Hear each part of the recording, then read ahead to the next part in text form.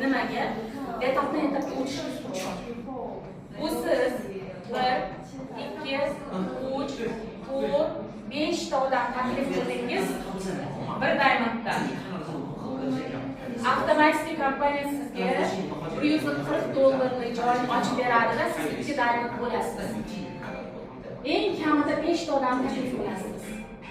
Keyin o'sha uyog'iga birinchi liniyangizdan xohlagancha odam taklif qilaverasiz. 5 ta odamni taklif qildingiz, mana shu joyda qanchadan daromad olaman desangiz, agar hammasi 360 ming so'mdan kiradigan bo'lsa, har biridan 54 ming so'mdan daromad olasiz.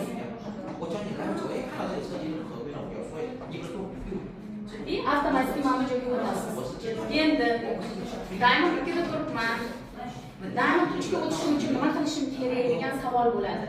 Qizlar, bu joyga biza ishlaydigan, daromad oladigan, agar 5 ta odamni qo'yadigan bo'lsangiz, bu o'zini har bir o'zini 5ligini yaratib ketaversa, mana shuni o'zi mashhur yetadi. Lekin afsuski, bizni komandamizga hamma ham birdaniga olib ketmaydi. Tez o'sadigan bo'ladi yoki bo'lmasa slabiy o'sadiganlar bo'ladi. Har xil komandamizga har xil inson keladi. Endi siz aytishingiz kerak, kompaniyada hozir mana kichkina summa emas, biz uchun katta daromad topishimiz uchun nima kerak? Birinchi navbatda bizni vнимание hammasi ishlarimiz bo'lishimiz kerak.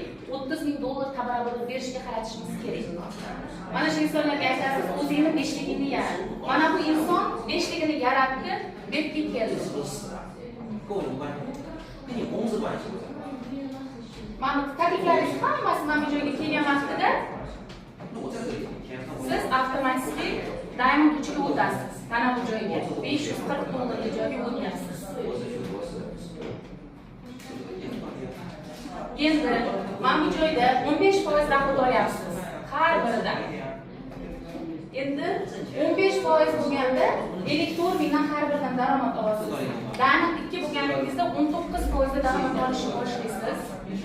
Bu yerda o'sha har bir hamkordan liniyangizga yangi hamkor taklif qilsangiz 68,400 so'mdan sizga dohod chiqishni boshlaydi.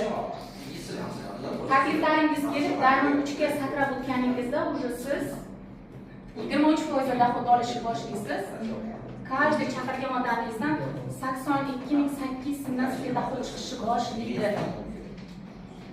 Endi mana shu jarayonda siz aytishingiz mumkin, "Xo'p, men 5 ta odam taklif qila olaman, 10 ta odamni taklif qila olaman. Lekin ularni qo'li to'lmasa, men mana shunday qilib turaveramanmi?" degan savol bo'lishi mumkin. 5 odam